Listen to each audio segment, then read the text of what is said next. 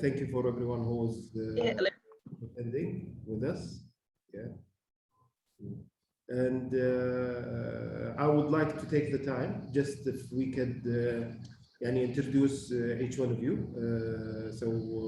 We have a very good brief and understanding of the role of each one. So if you could start with you, Mark, and give a short introduction. And for me, I know you very good, but I need to introduce you to everyone here. No worries whatsoever. So yeah, Mark Hashis, I'm the managing partner for KCA Consultants, a CX strategy and training company out of Dubai. In business since 2013 already, doing a lot of work in governmental and semi-governmental and private sector, specializing in corporate and CX strategy, all around business improvements and CXPA.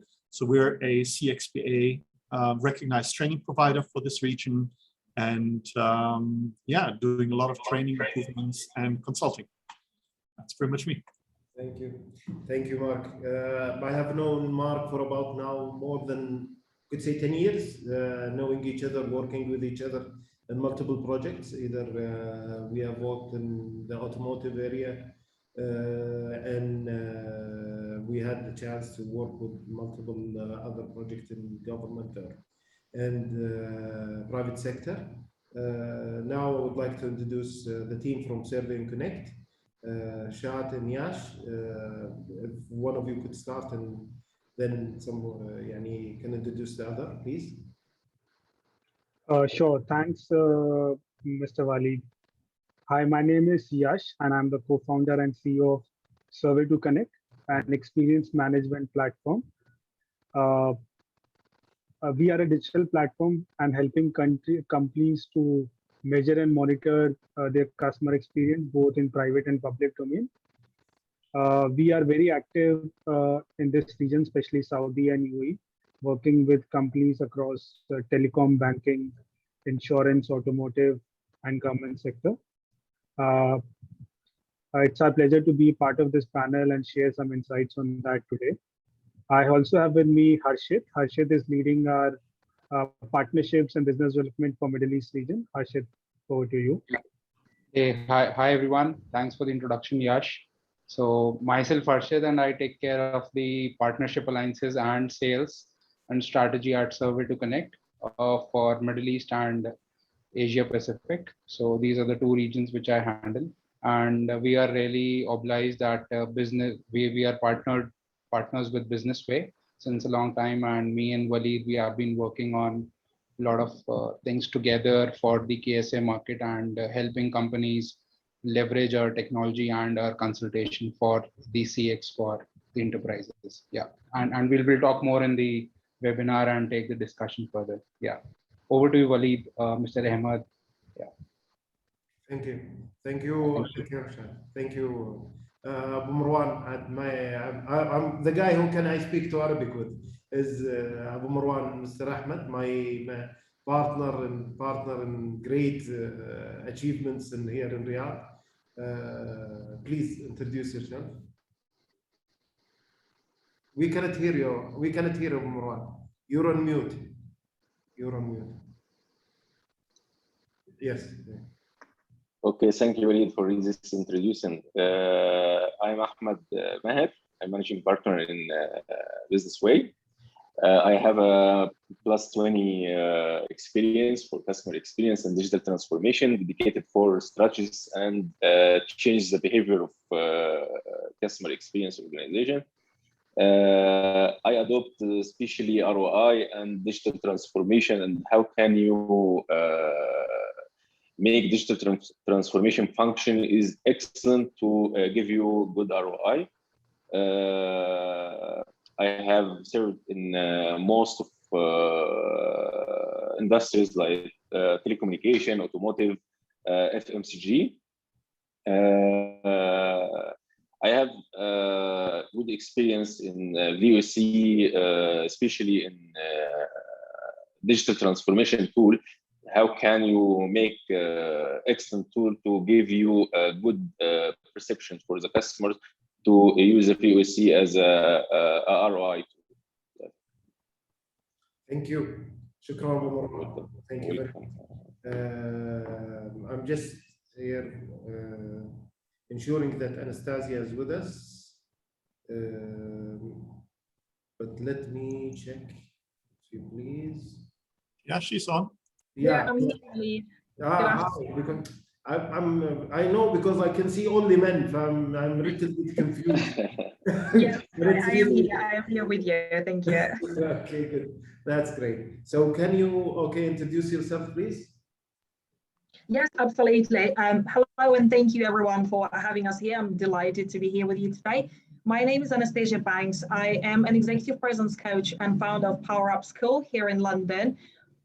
Primarily, I focus on working with business owners and top-level C-level executives who do want to either advance their career and they want to project a different message across, that they're able and credible executives, if they want to open doors to new opportunities business-wise with clients or the new promotions, or they genuinely want to speak up with more confidence and project more authority that will instill confidence and trust in others.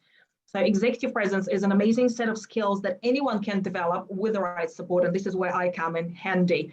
My background is in corporate sales in hospitality. I've been in sales for over a decade until I transitioned into coaching. I'm a qualified cognitive behavioral coach and I have my master's in positive psychology. So I blend the power of psychology and human behavior with the understanding of business and sales environment to ensure that I deliver the best results and in the most efficient way for my clients. So that's primarily what I focus on. Thank you.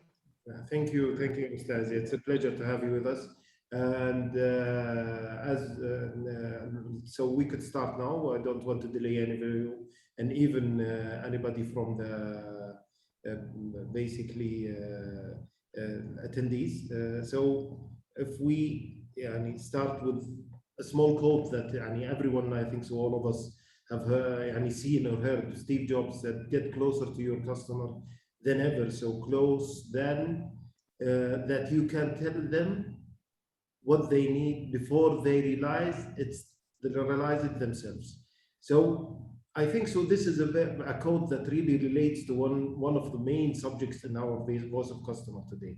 That from more than about 50 years, and a guy so genius like Steve Jobs, and talking about that the importance of making the customer the center of your company or organization. So I would like to have a short discussion with you and Ahmed and Mark first. What do you see this from a customer experience strategy level? How this affects and how really it really imports the thoughts to all leaders of organizations, because this message is for leaders more than I think so to anybody else than the level of representatives, because at the end they are the arms. So what do you think, Mark, about this code? Yeah, probably the first thing we need to realize is that customer experience is not facts, but rather customer experience is the feelings the customer has after we have delivered against the promise that we did. So if we promise too much or we delivered too little, then the customer will have a bad feeling about us. So the experience he has is the feelings that he actually has. And this is one of the important things for companies to understand as well. We cannot directly manage the experience of the customer. We can only manage the environment and make the opportunities better, but we cannot control how the customer ultimately will feel.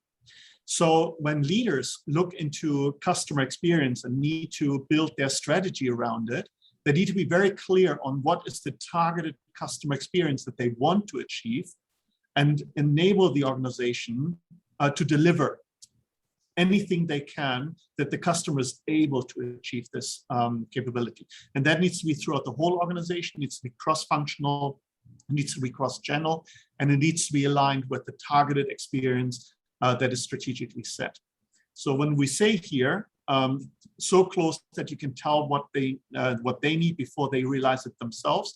Of course, the planning, working towards it, is building the environment, but then also listening to the customer. And that's where the VOC comes in. Have we been successful in that or not? And make the relative adjustments to truly not listen to get good feedback, but to find out what the customer truly is saying, regardless of how the feedback comes in. So that would be my opinion on this. Thank you, Mark. Abu Marwan, Ahmed? Yes, I totally agree with Mark. Today, listening to the voice of the customer is becoming more and more crucial when it comes to delivering a memorable customer experience. And we consider the VOC process systematically listening to the perceptions, the needs, the wishes, the expectations, and the fears of our customers and end users.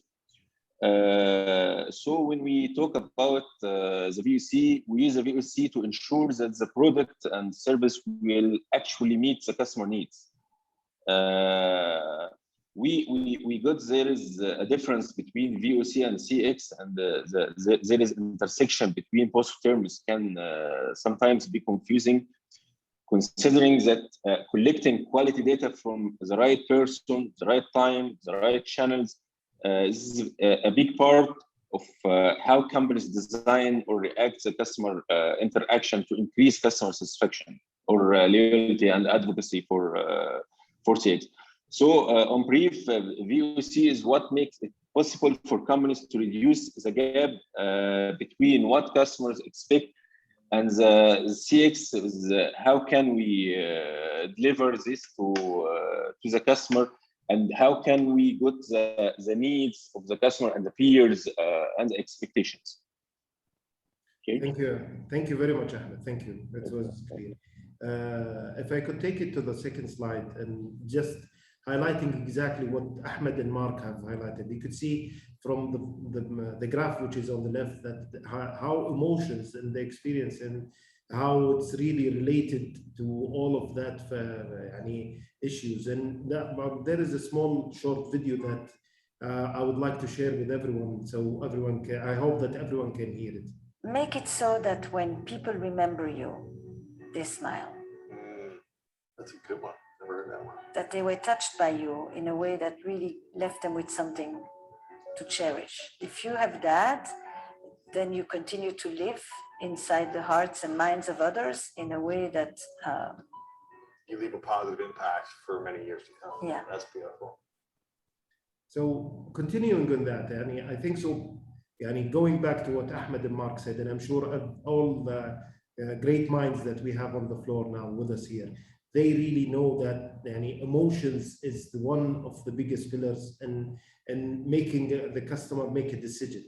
So there is a quote that a good author, I think so, me and Mark or Anastasia, once we discussed it, and it was relating to the customer, capturing and analyzing customers' thoughts, and that was one of that. So, and a very important quote which was on the end that he said, voice of the customer is like striking gold.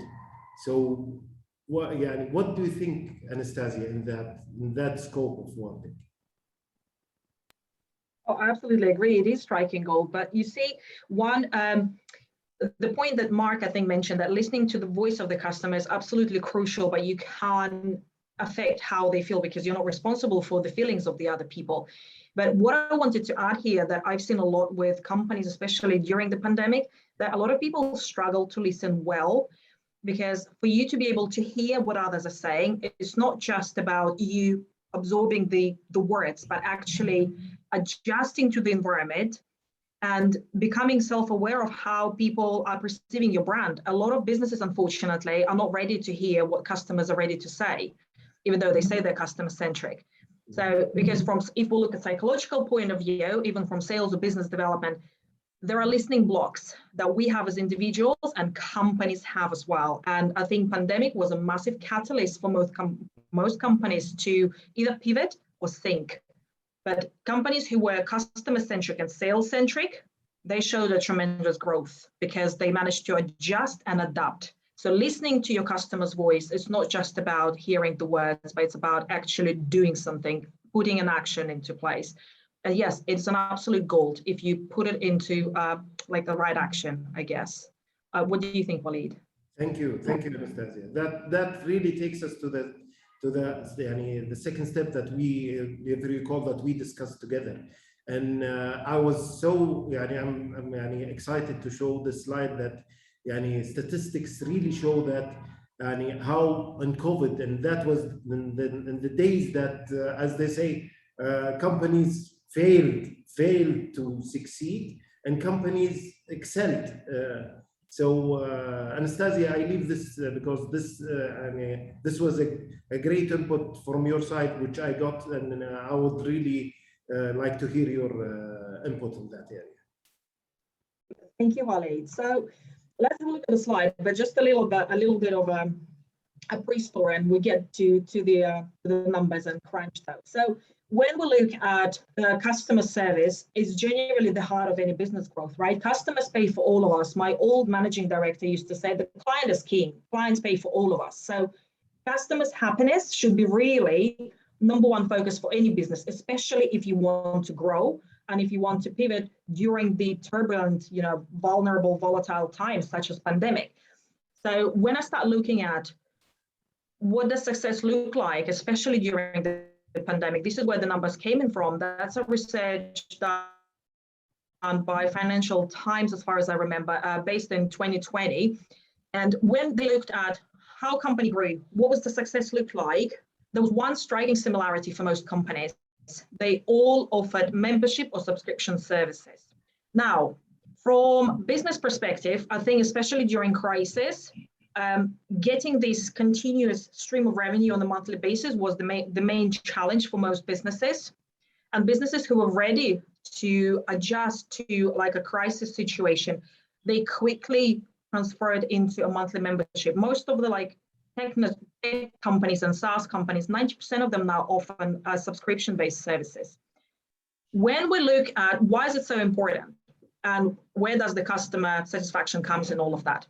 When we look into business development priorities, we're generally looking at three major pillars that any business should be looking at if they want to scale, if they want to grow, and if they want to monetize on the product and services that they have.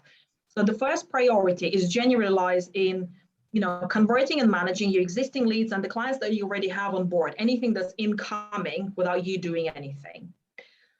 Second priority would generally be getting more repeat business from the customers and referrals, right? Turning them into brand, loyal, advocates.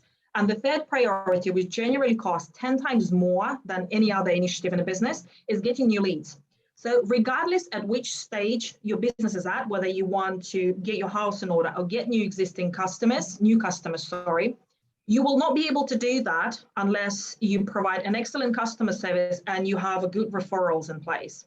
So customer satisfaction and customer experience is central to anything that you do, especially post-pandemic. People becoming a bit more selective with where they spend money, but they spend more. There's been a recent research done by Barclays Bank in the UK that showed that men spend actually more on subscription, roughly £57 a month versus women, £46 a month. And it grew tremendously, especially in the last year. So if we look at the slides, based on the research that's been carried out last year that showed that subscription companies continue to outperform their product-based peers. So businesses who were effectively converted into membership, and mind you, subscription or membership services, whichever you call it, allows you to have a continuous stream of income coming to you on a regular basis that is genuinely a win-win for both you as an entrepreneur or business owner and for a customer. From business perspective, that's a steady revenue. From a customer perspective, it's kind of set up and forget it mentality. People are generally quite, not lazy, but we like stability as consumers. We're very conservative. If you open your fridge, you will have like 70% of the food in your fridge will be exactly the same week on week, pretty much. It's exactly the same with subscriptions.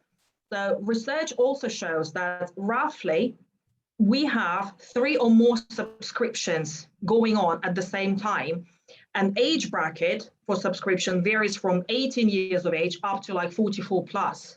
On average, 56% up to 62% for the millennials. That is a huge market to tap into. And, if you look at companies such as Disney, Prime Video, Adobe Peloton, there's a lot more subscription-based services that are coming from fitness, health, nutrition, anything can now be on subscription, from razors to whatever, contact lenses to grocery deliveries. During pandemic, that was essential. And businesses who were managed to grasp the opportunity quickly, but they're ready, having the right tech on board, the right talent on board, and the right mentality, mindset, and they're ready, and they will be recovering faster, and generally they will be more prepared for the post-crisis growth. And that will allow them to pivot, because generally subscription-based companies, they show 6 times faster growth. And research was tracking these companies last year, first 6 months and the last 6 months. And actually, these companies not only grew within the first 6 months of 2020, when the whole world came to a standstill, but then they also showed an expansion, an increase on sales, 12% versus the first 6 months. And these are astonishing figures. What allowed these companies to be successful is, first of all, the mentality, preparation. Zoom prepared for the crisis scenarios beforehand. And I see this a lot as well with my clients when I work with businesses. People who are not ready for the crisis, they will sink. They would not put sales at the front of their system, of their operations. And as a result, the customer journey, the customer experience will suffer tremendously. No business can grow without customers. It's just not possible. Right. Membership services allow you to create a passive way to connect with customers and for them to get to know you. On psychological level, there's a theory described quite well by Robert Cialdini in his book of Psychology of Influence, that says commitment and consistent theory is probably one of the most central to any business growth. Commitment from a client means regular, recurring payments. Consistency means the more committed we are to the business, the less likely we are to go to a competitor, or the less likely we are to switch or downgrade. And that's how you turn your clients into your brand advocates who would refer you to others, who would get to know you, who can relate to your brand. Because if you can relate to your clients, this is how you build trust for them. And this is a money generating method, scenario, whatever you call this. I think I've summed it up, but any questions, you're more than welcome to throw them at me and we can take it further into discussion. What I'm going to do is I'm going to challenge you. I'm not going to give you a question. I have I'm always up for a challenge, Walid. Go on. 2 of the great minds are with me here, Mr. Mark and Ahmed. I want them, from a customer experience strategy. And I know that, and we feel it. I remember me and Ahmed and Mark, when we worked together in multiple projects, what we were usually facing is that, the interaction with the sales team, that how we can let them adapt to our culture from a customer experience perspective on a long term, really had our, as they say, our breaking relationship it reached sometimes. So Mark and Ahmed, what do you see when we really have the right strategy and built it from a customer experience perspective? How can we challenge Anastasia in the outcome that we got from her here? Well, maybe let me start on this one. The organization, first of all, needs to understand what are they doing and for whom they're doing it. And very often what I find, or what we find when we do the project, is that companies want to be all over the place. They want to be everything for everyone. And that's just not possible, because if you want to cover everything from, let's say, baby food to super fast cars, of course, as an organization, you will probably not succeed. So the better an organization understands, first of all, what are their products, what are their unique selling points, what are their competitive advantages that they want to work in, and then look for, and who do they want to actually do this product for? Who are their target customers? Then they can concentrate on how do those customers want to be served? What are the channels? What are the experiences they want to have? What are kind of like the engagements? What type of level of employees do we need in order to interact with them? What level of skill, what languages, what technologies, and so on. One thing that usually drives me nuts is that everyone right now wants to be innovative. Everyone wants to have an app. Everyone wants to be in digital channels. But there are big chunks of customers out there, big parts of our portfolios that are not using those technologies. So if we're saying, oh, we do this because we want to have the young generation Z or whatever customers, the customer of the future, and bind them to us, my question then back to the customers are, well, but what are you doing for your most profitable customers, which are still baby boomers or, you know, kind of like the older generation that doesn't necessarily want to use apps, that doesn't maybe even have the platforms to use that. So the challenge that really comes up here, and you asked, how should the sales guys do that? We as organizations need to be able to explain to our employees who are the customers that we want to have, and not only go after the easy targets, but understand who are we the best organization for. Because if we continuously provide the best service to those customers where our services and our products matter, and we are consistent with that and build up the trust that we can truly deliver ongoing what they're looking for, then we build the loyalty and the consistency with the customer that Anastasia was talking about. So instead of always retransforming our business every year and trying to go after new target groups, we should be willing to understand what will happen a couple of years into the future. What do we need to implement now to be ready in a year or 2 years and 3 years to still serve our existing and our most profitable customers?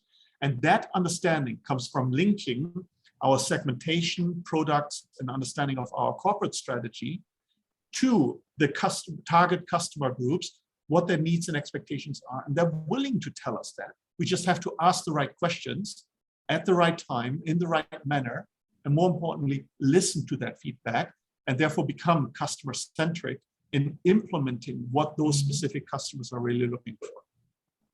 I think that would be my feedback or my twist on this. Thank you, Mark. Abu Marwan, if you would like to give us your thoughts here, but you're on mute. You're on mute. Can you open the mute? Yes, okay.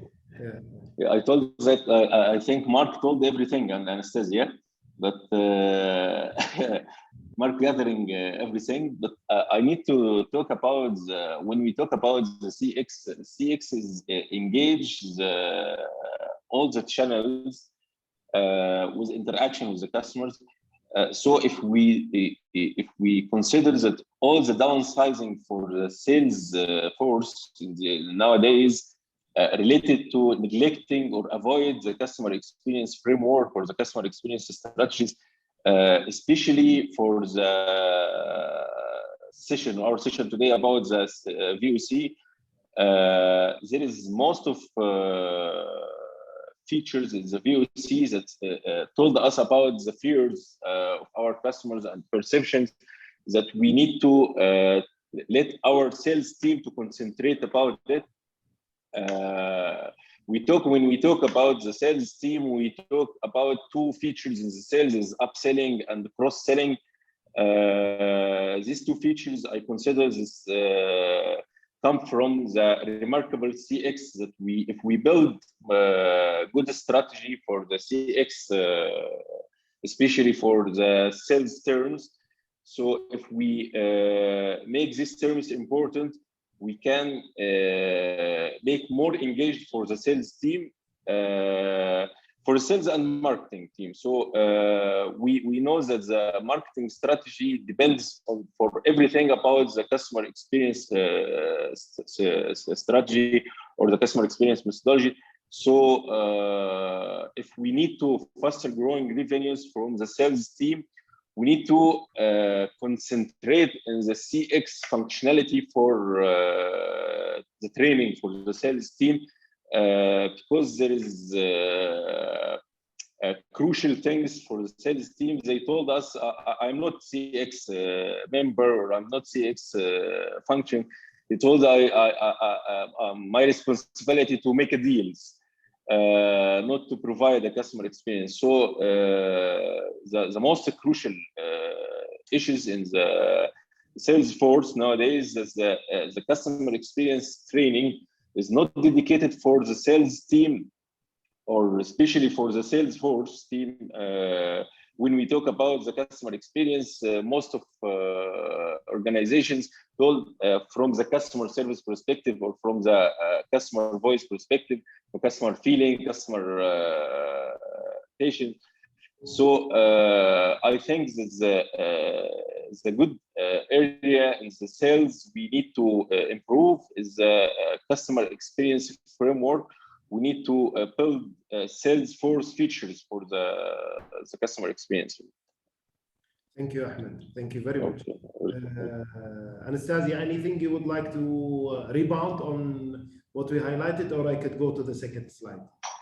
No, I think you know Mark and Ahmed, they've covered some amazing points. I just want to highlight, one thing that I totally agree with Mark, that companies need to understand their niche, what they want to be known for, and what they're specializing at. It's very hard to create an outstanding and excellent customer experience or journey if you're all over the place and you don't even know who's your core product, what's your core offer, what's your service, and who you're dealing with. And this is where most of the confusion comes from. Because then you can't put the logistics in place, you can't have a proper operational systems in place, and therefore it's like a sinking ship. So clarity is key, but you can only have this clarity if you have a strong mindset as a leader and you're willing to adapt to the current realities. A lot of what I see with businesses, especially when they're lagging behind, they are so resistant to change. It's insane. In business, if you don't change, then you lose your snooze. You need to grasp the opportunity. So, and I think Mark highlighted it quite nicely. Yeah, there's probably an add-on that I would like to put on there as well with sales. Ahmed mentioned, the sales mentality of I have to do the deal. So they're doing everything to get the customer through the door. But the importance here is that when they provide the promise to the customer that the organization is actually capable of delivering against that promise, because there's nothing worse than disappointing the customer and giving them, therefore, a bad experience. The promise has not been kept. Then the customer will lose all trust immediately and will leave. So sometimes it's not good to oversell. There needs to be a very clear understanding among the sales force. What is it, what I can promise the customer that we continuously can deliver in regards to capacity, in regards to capability, in regards to the continuous service out there. And we're always trying to overpromise to the customer or give him more than what he's looking for. We actually shouldn't do that, because what customers are looking for, they have a certain expectation. You promise against that expectation and you deliver against that. That's, you promise 100, you give 100. There's no value whatsoever in giving the customer 105. He wanted only 100. Next time the customer will come in, he will expect again 105. And if he happens to have a different sales guy, that guy will say, yeah, but we can give you only 100. Then all of a sudden the expectation or the experience of the customer is not met. So we got to be consistent, not only on the sales side and promise side, but also align that strategically with our back end, with our capabilities inside the organization. So this whole process of like, I'm just doing deals, this mentality in sales is actually dangerous, because they need to understand that they're just the front end for giving the promise and handing over, but someone later on needs to clean up the mess if that is not being delivered against. And I think that's one of the very key aspects in customer experience management that need to be managed. And Anastasia and Ahmed, of course, mentioned those points as well. This is, we're always coming back to the same topics. So. Exactly. And one of the sayings that I recall when we had a seminar in UK, when I was there, one of the speakers said, don't show the customer the exit door. He enters from one door and you show them the exit.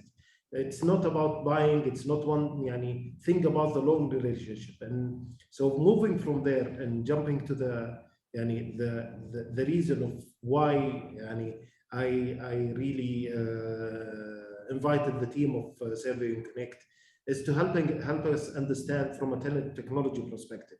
How can the technology really support us in the voice of customer and really improving that? And I would like just to give you heads up that be ready for to be challenged. Mark is here, Ahmed and Anastasia. They will challenge you both and see how can we really get a great outcome, because they're going to speak of them in the mind of our people who are attending here. They need to understand more. So the floor is yours, Yash and Shat, and so I will be handling, don't worry, I will be handling the presentation. So as soon as you want me to move to the second slide, I'm ready. Sure, Waleed. Yeah. So probably it was really a nice session, and thank you, Anastasia and Mark, for all the lovely thoughts from your side. I really appreciate it. So as Waleed has been saying, why technology is important. So we have been seeing that technology is playing a very important role in each and every sector of the every industry vertical which we see. So probably whether we go to a shopping mall or we go to a grocery store, anywhere. So everywhere you see technology being a part of it. So if we want to pay something right now, so probably we are not using the money right now. We are using it in an e-format, right? So it's like either we use plastic money or we use digital form of the money. So technology is being part of our lives since a long time, and now with the pandemic which it came in, it has proved that technology has been capturing all the things. So that is why we see the importance of technology in each and every aspect, and organizations are also moving towards adapting new technologies for each and every domain. So whether it's customer experience, whether it's retail, whether it's anything inside the organization or operations, probably organizations are moving towards technology, and it is actually helping out people to work efficiently and make it more easier and do it in a very well mannered way. So that is what we see something with the technology aspect. So probably technology helps us to reduce the time required to do our daily works in our routine lives, obviously. So like in our previous slides, we also saw that a lot of organizations like probably Netflix, Zoom Info, probably Prime Video, these are the technologies we never thought about few years back, that we would be having these kind of technologies which would help us to have a in-house entertainment. And we probably it is people are not moving towards the movie theaters because of these platforms, OTT platforms, what we are having it today. And people are subscribing to each and every OTT platform because every OTT platform has a different content into it. So obviously technology plays a very important role into our lives. And when we talk about CX and the VOC part, it is very essential what we have seen in our past experiences as well. And as Survey to Connect, we have helped organizations with our technology to enhance their CX and the voice of customer experience to a greater extent, and probably make it a better place and make it a better customer centric organization. Yeah, can we move on to the next slide? Yeah, but just to highlight, you really, just because I know that a lot of our attendees are younger than us, especially me and Mark, and the days that we recall before we can see technologies like Survey and Connect, when this was done manually. Right. God help us. That days, we had to. I recall a word. I recall that we used to say feet, not fingers, because no way that you could really succeed in collecting all the data and getting it on a special platform, which was one platform at that time available, which takes a week or 5 days. And recall that when we had a project for more than 20,000 clients were entering to get collaborated and finalized, and we needed to finish it to be presented to the board and that company and all of that. It took us 5 days. Now a technology in our hands that can do that in a split of a second, because it's collecting all of that from all touch points, electronic touch points. So and Ahmed also remembers when we used to work in the contact center in that level, especially putting in, especially the errors that we used to see and the human factor, because we used to Yes. wait until the customers or the agents will ask the right question in the right timing, and we need to change it from in CSAT to CSI platform, and all of that was. But it was good days. I really remember it. I don't know if Mark and Ahmed remember that days. Yes, sure. So long ago, but yes.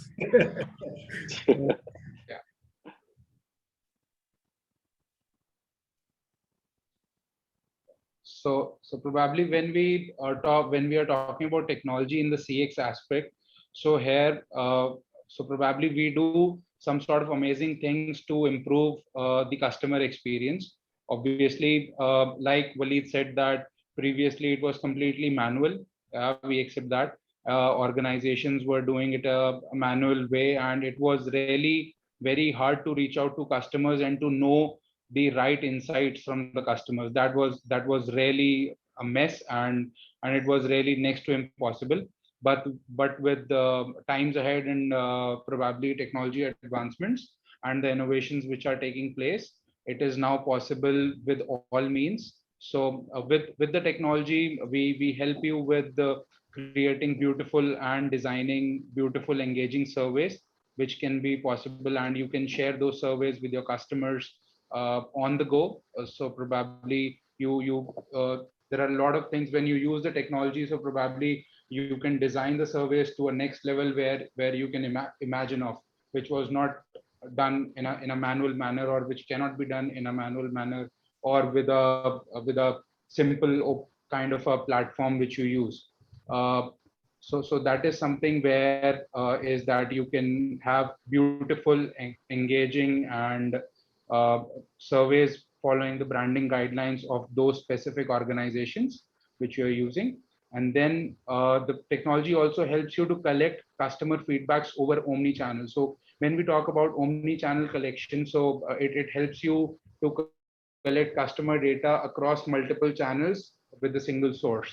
So what happens is that these days with the digitization which is happening, so there were traditional things where you used to collect feedbacks like email and SMS, and also field surveys, which organizations still do.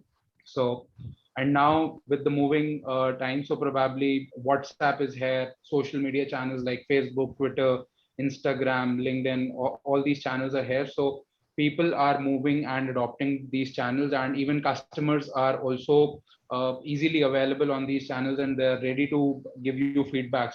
So for example, if I share say a survey link on a SMS, or if I share a survey link on a WhatsApp, so probably the response ratio will be way higher on WhatsApp as compared to the SMS or an email, because those has been the abuse channels these days. So that's the trending thing. What we help you to do that by collecting data over multiple channels. That is why we call it's a omni-channel collection these days, which companies are adapting with innovative technologies. Then it also helps you with the data analysis part. So when we talk about data analysis, it's a very vast word. Means it holds various things, but I'll keep it very short. So probably when we talk about data analysis, so the technology helps you to when you collect customer feedback, so it helps you to gather right insights, and obviously with the real-time reports, with the real-time dashboards, which are completely customizable these days by the customer itself. So even in technology, if I talk about 5 years before, or maybe 7 years before, the technologies don't used to be DIY, which is do it yourself. But today, when we talk about technology, it's completely DIY, do it yourself, because companies also want them, okay, we want a product which we can utilize it the way we want. We don't want your teams to help us every day or every hour and make those changes. So with Survey to Connect, or with the innovative technologies today, it is possible. So DIY is possible, obviously. And when we talk about data analysis, you can probably whatever you imagine. So probably collecting customer feedbacks and then putting into dashboards, putting into reports, PPTs. It's completely automated. So now it's just a matter of seconds, like Mr. Waleed said. It's on the click, You just have a button, you just clicked it, and you have the reports in your hand. So that is how the data analysis, the smart innovation things works out, and the technology and the platform helps you to gather all the insights in a smart and a beautiful manner. And when we talk about actions, so obviously in actions, there are a lot of things. So there are a lot of technologies in the market. I'll not say that probably the world is innovative. Every country, everywhere we see product companies coming up, CX companies coming up, providing innovative things. But there are certain things which lot of technologies miss out, where a lot of companies play a different role. Like that is why we probably there are some of the reasons why there are features which we see that okay, this should be the features which should be there in the CX technologies. So when we talk about action, so organizations have to take certain actions. So probably if I roll out a feedback, or if I roll out a survey and collect customer feedbacks, so after that, I should know that, okay, these are the negative feedbacks, these are the positive feedbacks, these are my probably promoters, these are my detractors, or these are my passive customers. So these are the insights what we want out of the survey. So when we get these insights, so we have to take right actions on it. And to take those right actions, we help you with the technology, where if in case there are detractors who are there, so we help you with the closing the loop feature and the ticketing feature, which enables organizations to probably get the data of detractors or passive customers and reach out to them via different means. It can be they can reach out to them via contact center, via their customer service teams, and they can take certain necessary actions on it, and converting those detractors to promoters actually. So that is there is one saying that an atheist can be one of the probably he can be one of the most devotee for the god. So probably when we talk about detractors, if in case we take the right actions and take necessary actions on it and reach out to them, so probably we can convert those detractors into promoters, and those can be the biggest promoters for those organizations. So that is what organizations should look for, and obviously technology helps them to easily gather those and change those detractors into promoters. So that is the concept of action what we have mentioned here. So yeah, any questions on this, or Waleed, if you would like to add anything, it would be I have great. small input here. Just to ensure that everything is clear, because most of what we can see, and I think so, what we are now noticing in the market is the action is done on the impact that they see, which is happening at the same time.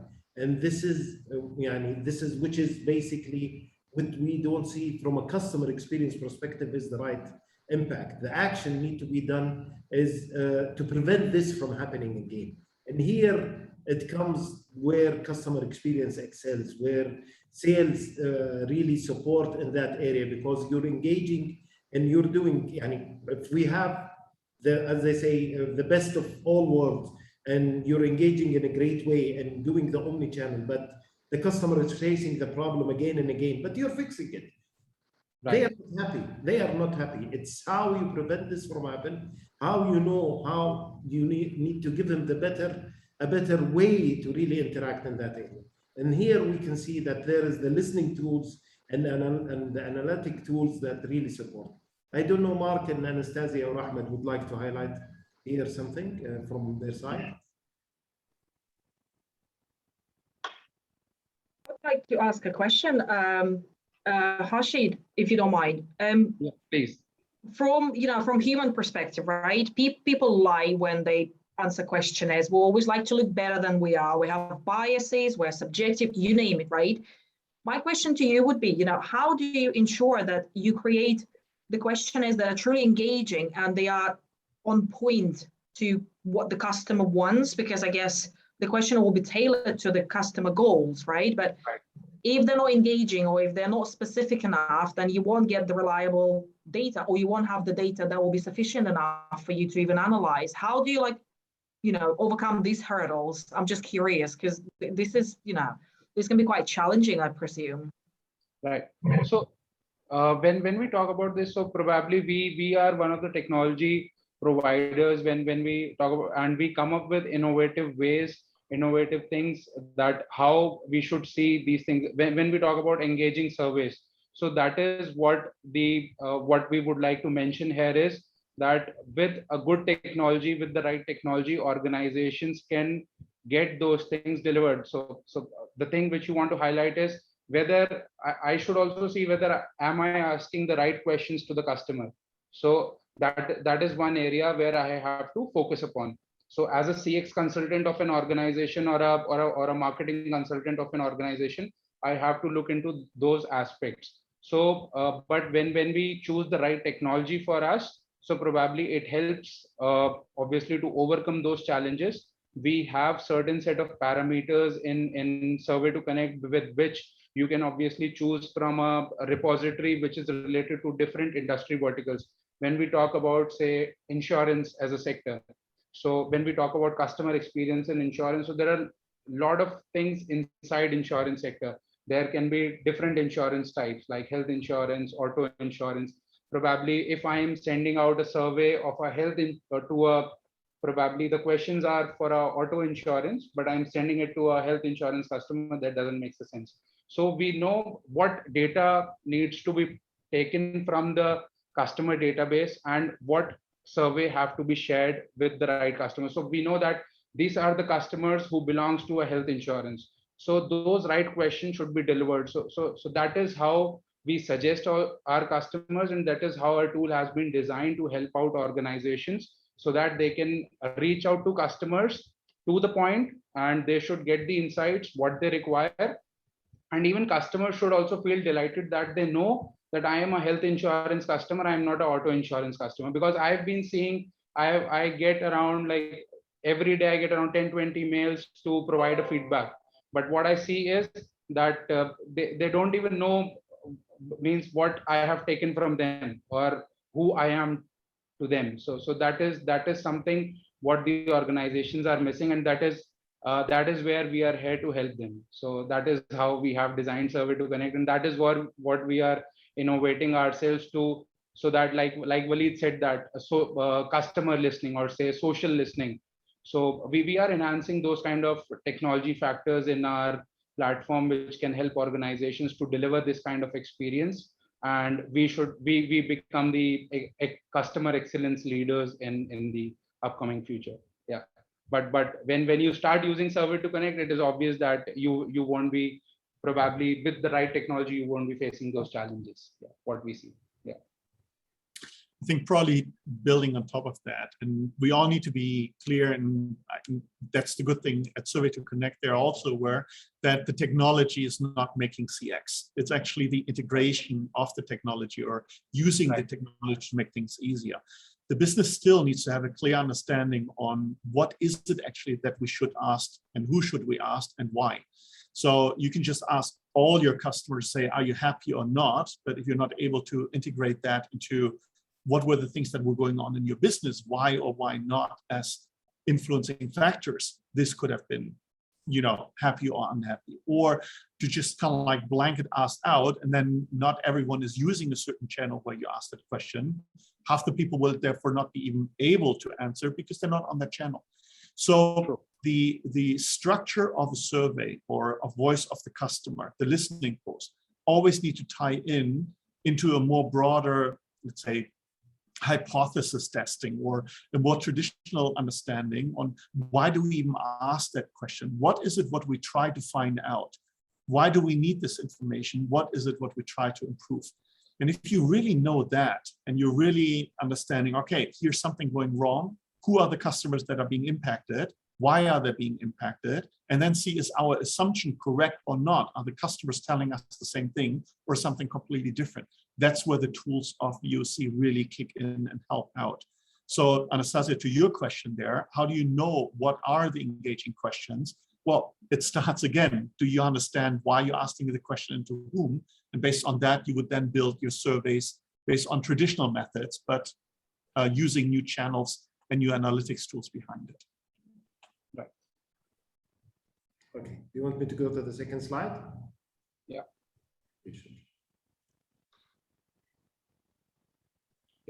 So here it comes on to the benefits of the customer experience technology. We already talk a lot on the benefits of technology. Now it's about customer experience, using the technology in customer experience. So obviously, like we talked on various aspects and various factors, how technology can help organizations to manage customer experience in a more efficient manner. So there are certain key parameters on which we would be talking on. Obviously, first is the agility. So probably technologies help you to reach out to the customers in right in time. So what we have been seeing that organizations, I have been part of a lot of product demonstrations where we have been showcasing our platform to different set of organization, whether it's in different sectors like insurance, banking, healthcare, everyone. So the one of the most common questions what I hear from a lot of my customers is that how can we improve our response ratio, or how can we probably we have been seeing that the response ratio of the customers is just 1%. So why should I migrate to your technology, and how should it be improved? So there are certain probably technologies are something which obviously you can leverage with different platforms, different channels, but there are certain methods which we have to follow. So probably when we are reaching out to the customers right on time, we are reaching out to the customers when it is required. So probably that is the right time when you'll get the right insight from the customer. And that is how, like Mark said, that it is about integrating the technologies into a right manner and putting on to the right methods. So when we are doing that, so probably we are getting things what we require. So that is something where it puts in, and we get the right feedback, we get the right insights from our customers.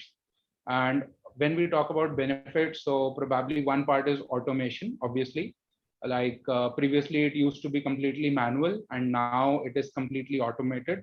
So now you don't have to put in a lot of manual efforts. So whether it's from designing the survey, or in the design parts, the design part is a really complex part. If we talk about it, it's not easy. A lot of time goes into designing a survey.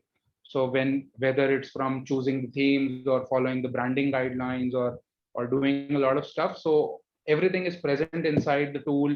You can use the technology, you can leverage that, and probably design a beautiful survey on the go within a minute's time. So that is something what you can focus upon. And obviously the automation brings in a lot other things, and it eases out things. Whether you want to run a survey, there are auto triggers which you can run out. So probably every day, if you want, every week a specific survey should go to your specific set of customers. That can be done on the go. You just have to set up and configure it once, and it will be done every week. You don't have to put down your manual efforts and do it. So probably that is something on the automation part. And then closing the loop, obviously that is the action part which we talked about in the last slide. So when we talk about closing the loop, so probably closing the loop helps you to gather and collect right insights. So what happens is, when there is a negative feedback by a customer, or you see that the customer is a detractor, he's rating you negative or rating you, so probably you can reach out to those customers. Hot alerts and tickets can be created inside the platform, and you can reach out to those customers through your customer service team. So that is how closing the loop is helping organizations to manage customers in a more efficient manner and take actions right on the time, without so that the customers are delighted and happy at the same time. And then obviously higher ROI. So we are just finished with the slide, and then when you highlighted the time, it was the good time for me to highlight the time. Yes. So I would really, because we promised our and everyone from the speakers and everyone who's attending, we have 1 hour. So if we could jump to conclude, because we need to get the question. Sure. I'm sorry. I know. No, I know everyone would like to hear more, And but if they would, we are more than happy to have one-on-one with everyone. But apologies, Danny, I just need you. And if we could jump to some conclusion, if you please. Yeah. So probably the last aspect is the higher ROI, and then after that we have case studies. Probably we'll highlight one of the case studies by Yash, and then we can move on to the Q&A. That will not take more than 2 minutes of time. Okay. So probably with technology, obviously everyone knows that cost reduction is obviously there. The operational cost reduces, and we have seen organizations who have reduced their operational cost by more than 37%. What we have seen specifically in KSA, we have been helping out organizations reducing their probably the operational cost and the cutting down on that, and obviously improving the CX part as well by more than 40 to 50% what they have been experiencing previously. So that is how we have helped organizations with our technology to probably improve and achieve a higher ROI. So now I would like to pass it on to Yash to just go on probably showcase the case study, what we have, and how we have worked with a few of our organizations, specifically in KSA market. You want me to go to the second slide? Right. Thanks, Arshit. Thanks, everyone. I know we are short on time. I will try to make it as quick as possible.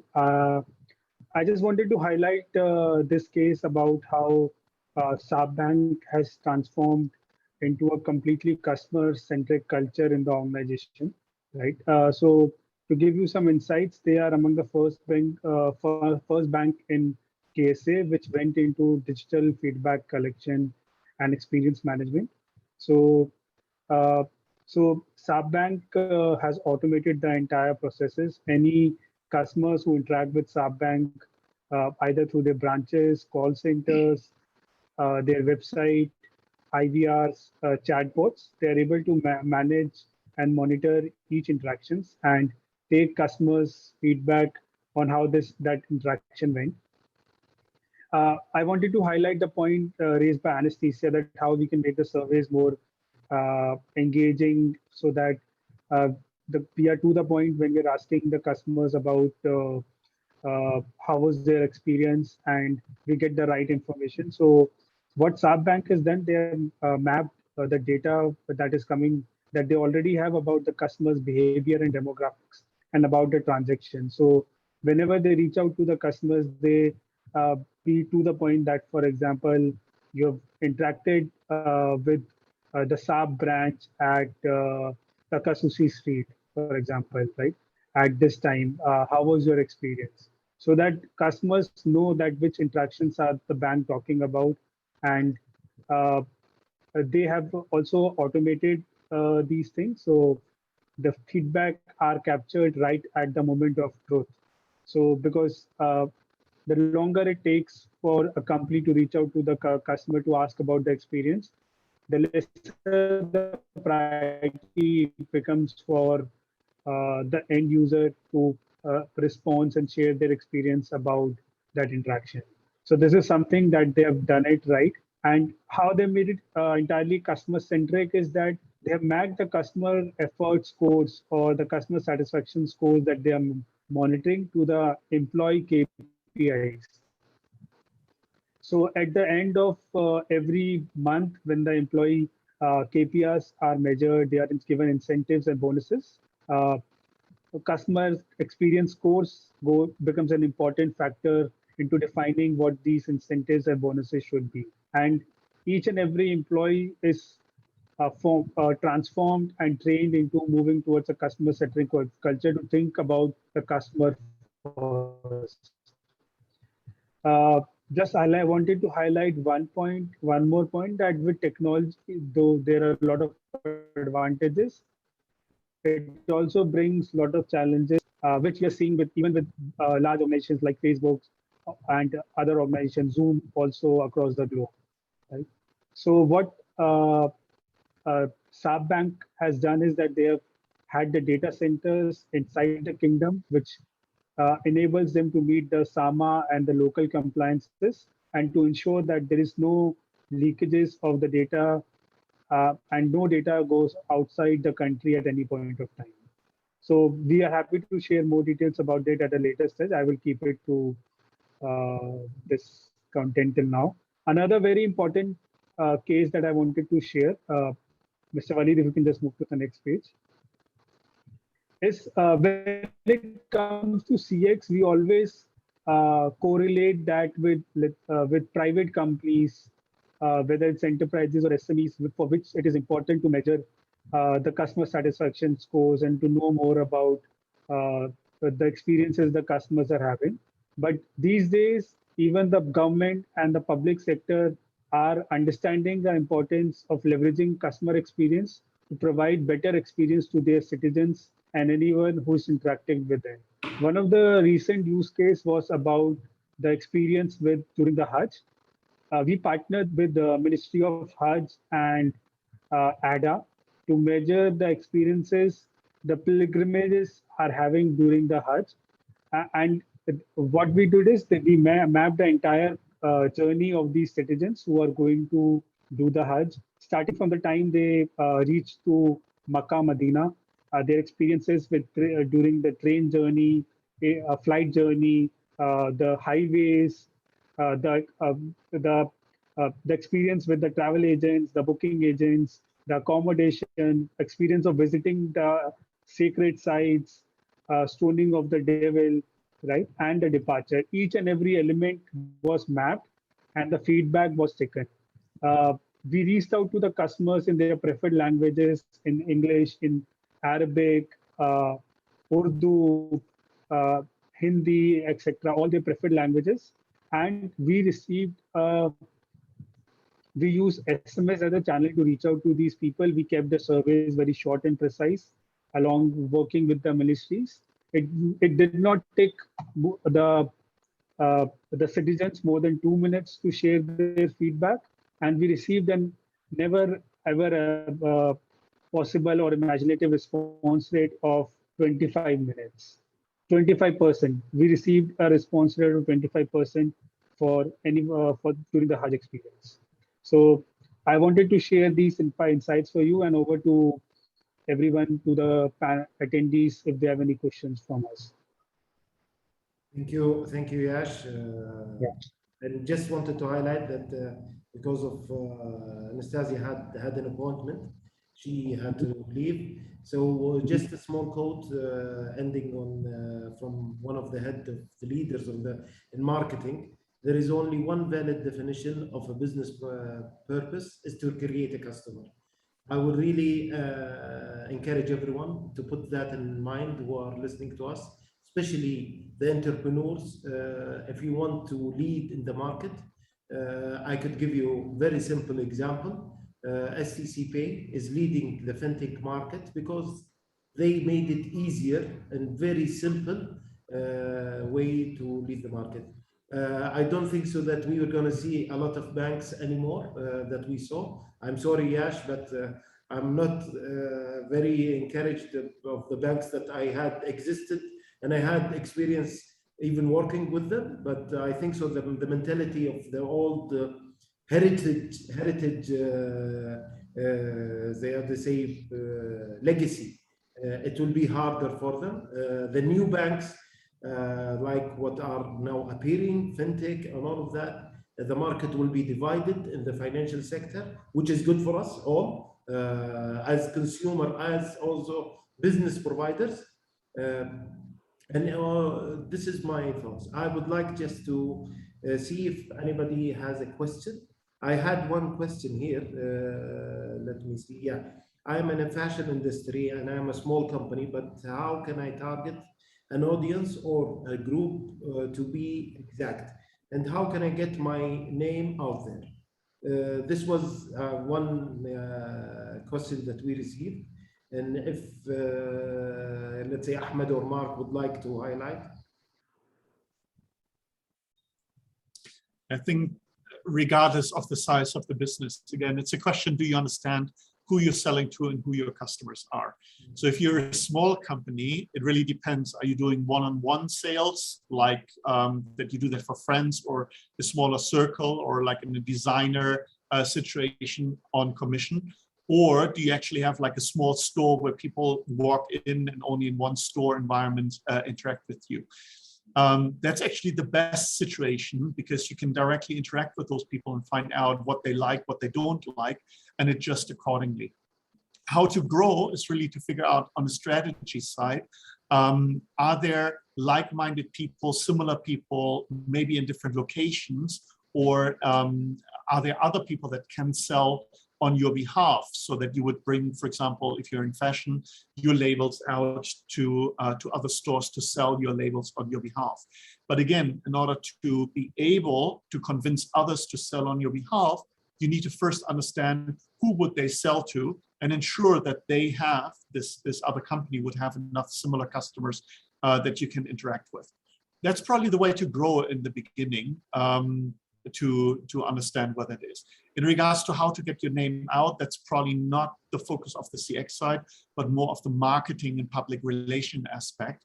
And again, there are many different areas, but it's not only to be known out there, but it's known by the right people, that you understand who the customers are you want to sell to, and those are the people that you want to be known with. So find where your customer and your potential customers are dwelling, where are they hanging out, how they're interacting, where they're interacting, and then interact with them in those areas. That would be my advice. Thank you, Mark. Thank you. Ahmed, if you'd like to highlight, or you're on mute, Ahmed. Can you remove the mute, please? Always mute. Yeah, I can hear you. Yes. Okay, now if we talk about the small companies who grow, especially the startup, we need to told that we need to focus on the customer experience. The customer experience for how can I grow our customer needs, and there is we have to make sure the market needs your product. This is very, very, very important for small companies or SMEs. And we need to scale reasonably. We need to write a solid business plan to put for the customer, for the employee, or for the startup members or startup teams, to how can they work on this plan. And we need to build a strong team. We need to the very important thing that we need to find the right investor at the right time, and there is something important as the marketing strategy. We need to invest in the marketing strategy and work to get pricing right for our product. True. Okay. Thank you, Ahmed. Yash, would like to highlight anything from your side? No, I think Ahmed and Mark has covered it pretty well.